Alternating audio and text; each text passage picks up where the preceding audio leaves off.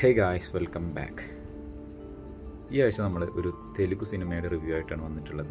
Mirae. ചരിത്ര സിനിമകളൊക്കെ ഇഷ്ടപ്പെടുന്ന ആളുകളാണെങ്കിൽ ഉറപ്പായിട്ടും നിങ്ങൾക്ക് ഈ സിനിമ ഇഷ്ടപ്പെടും. രാമായണം ബേസ് ചെയ്ത് വന്നിട്ടുള്ള ഒരു ബ്യൂട്ടിഫുൾ സിനിമയാണ്. ആൻഡ് ക്വൈറ്റ് കൺവിൻസിങ് ആയിട്ട് ഒരു ആക്ഷൻ ഫാൻറ്റസി പരിപാടിയാണ്. നല്ലൊരു ആക്ഷൻ കൊറിയോഗ്രാഫി ആണെങ്കിലും ആക്ടിങ് ആണെങ്കിലും ഒരു അവരെടുത്തു വെച്ചിട്ടുള്ള വിഷ്വൽസ് എല്ലാം ബ്യൂട്ടിഫുള്ളാണ്.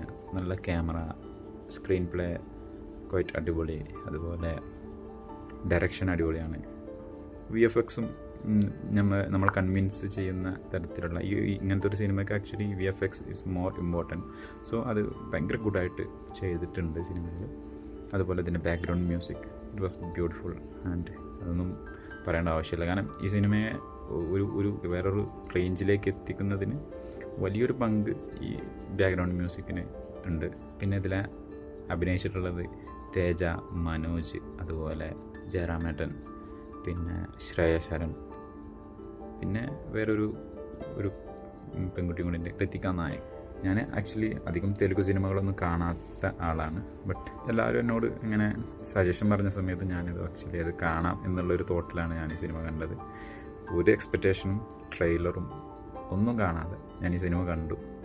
It's beautiful. ഈ സിനിമ കാണാത്തവരാണെങ്കിൽ ഉറപ്പായിട്ട് നിങ്ങൾ കാണണം. കാരണം ഒരുപാടധികം വിഷ്വൽസ് നല്ല ബ്യൂട്ടിഫുള്ളായിട്ട് ചെയ്തു വെച്ചിട്ടുണ്ട്.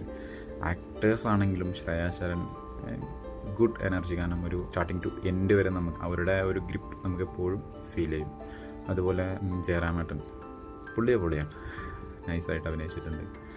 ആൻഡ് ഇതിൻ്റെ റൈറ്റർ, ഡയറക്ടർ, ക്യാമറ ഒക്കെ ഒരേ ആളാണ് ചെയ്തത് എന്നാണ് എൻ്റെ ഒരു അറിവ്. ഇറ്റ്സ് ബ്യൂട്ടിഫുൾ മാൻ. നിങ്ങൾ ഈ സിനിമ കാണാത്തവരാണെങ്കിൽ ഉറപ്പായിട്ടും കാണാം.